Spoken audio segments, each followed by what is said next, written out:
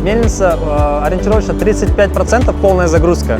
Из них 20% это шары, 15% материал.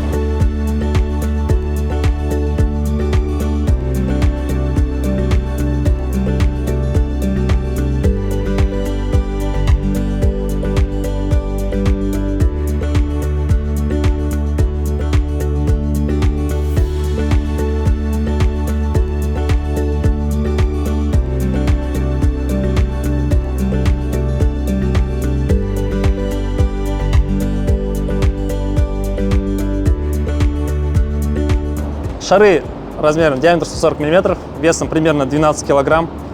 По нашим расчетам в мельнице они 2-2,5 месяца цикла жизни.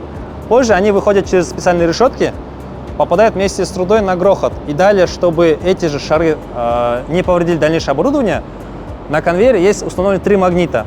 Они вылавливают скрап и выбрасывают отдельно с процесса.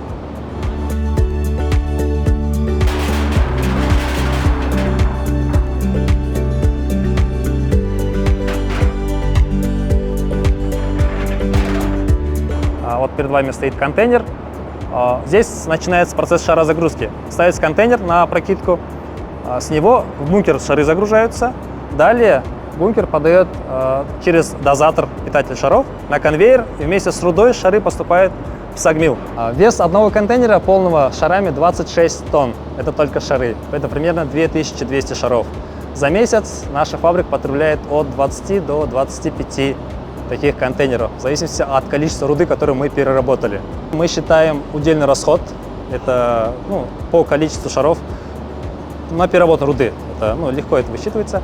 Плюс мы еще контролируем такие технологические параметры, как обороты мельницы, скорость оборотов, также мощность, немаловажно. Ориентируясь по этим параметрам, мы высчитываем удельный расход и используем наши калькуляции. Составляется график загрузки шаров. Примерно, условно, каждые 28 тысяч переработки мы должны дозагружать свежие шары, чтобы поддерживать уровень шаров. Есть счетчик по переработке.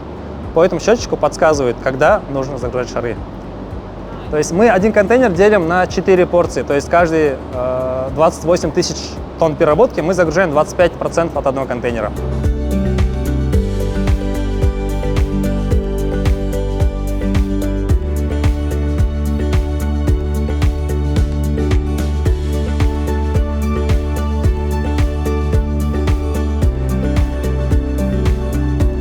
Шары иногда бывают колотые, разбитые нам не нужны, но бывает они сохраняют форму, лишь уменьшаются в диаметре.